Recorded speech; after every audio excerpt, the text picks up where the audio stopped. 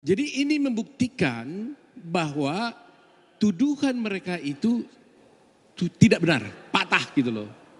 Jadi hanya asumsi-asumsi saja. Narasi-narasi, kecurigaan, oh kami ini kalah karena Pak Presiden nunjuk pejabatnya di sana.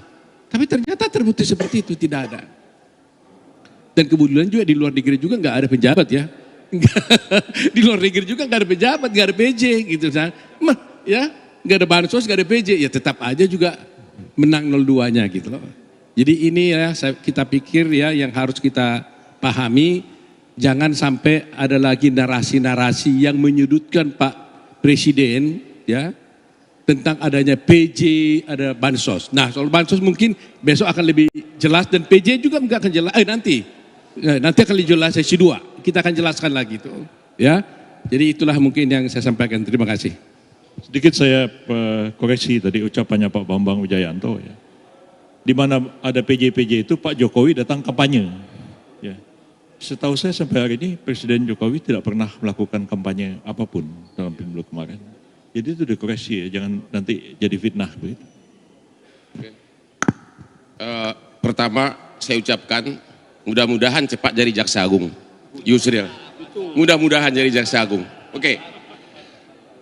Kalau kemarin saya mengatakan kita menang 20-0. Kenapa? Salah satu inti gugatannya kan tentang Sirekap. Dia bilang Sirekap itu alat curang. Kita udah patahkan karena ternyata putusan final itu bukan berdasarkan Sirekap tapi suara berdasarkan manual dan berjenjang. Jadi patah sudah satu bagian dari surat permohonan yaitu tentang Sirekap 20-0. Sekarang tambah lagi 10-0 hari ini jadi 30-0. Kenapa? Dari tadi yang dibahas adalah tentang nepotisme, TSM, dan keterlibatan Jokowi. Saya mau kasih tahu, Hotman ini walaupun tampaknya kayak rockstar, kemarin waktu Hakim yang mulia Arief membahas cincin saya langsung viral di mana-mana. Tapi Anda lupa, saya ini sudah 38 tahun pengacara. Dan 20 tahun di kantor raksasa dunia, 4 tahun di Australia dengan 700 pengacara bule. Apa yang saya pelajari? Tidak mungkin pengadilan menyatakan seseorang melanggar hukum kalau dia bukan pihak dalam perkara tersebut. Permohonannya ini kan selalu menyalahkan Jokowi, termasuk mengenai bansos dan PJ, juga menyalahkan Menteri Dalam Negeri. Tapi Jokowi dan Menteri Dalam Negeri bukan pihak dalam perkara ini. Jadi bagaimana mungkin nanti Mahkamah Konstitusi mengatakan bahwa Jokowi melanggar hukum, melakukan kejahatan, dan juga Mendagri, ya nggak mungkin.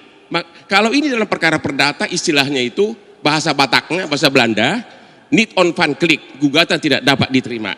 Jadi makanya saya bilang sudah 30-0, ditambah lagi 5-0 lagi 35-0.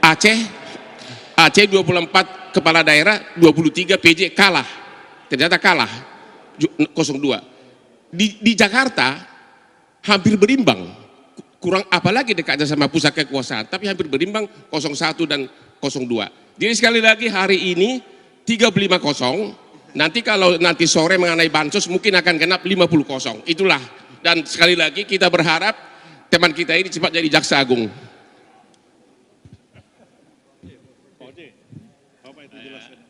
Begini, saya nulis buku mengenai deponering, saya bikin penelitian, dan status Bambang itu sampai hari ini masih tersangka.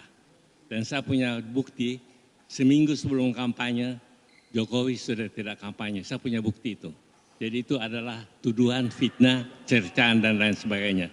Selebihnya sudah dikatakan oleh Pak Otto, sama nama saya, tapi dia lebih pintar. Pak itu bahwa memang semua bisa dipatahkan. Sekian, terima kasih. Kita tetap bersahabat, lebih harus dulu. Kita tetap bersahabat. Ini dong, walaupun udah 35-0 nggak apa-apa.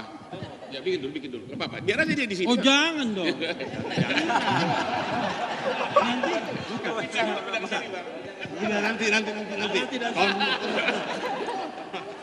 Nanti baru kau sambutan itu. Jadi terima kasih rekan-rekan wartawan. Jadi semua sudah disampaikan oleh Prof. Yusril, Prof. Otto, Bang Hotman, Hotman kata Refli Hotman. Si Bambang berubah nama ibu gua ngasih gua Hotman. Jadi semuanya akan kita tindak lanjuti semua dalam pemeriksaan saksi berikutnya. Yang akan lebih seru nanti pemeriksaan saksi mengenai bansos, mengenai PJ dan sebagainya, itu akan lebih seru lagi sore nanti. Sampai kita tunggu iklan selanjutnya. Silakan Pak Refri.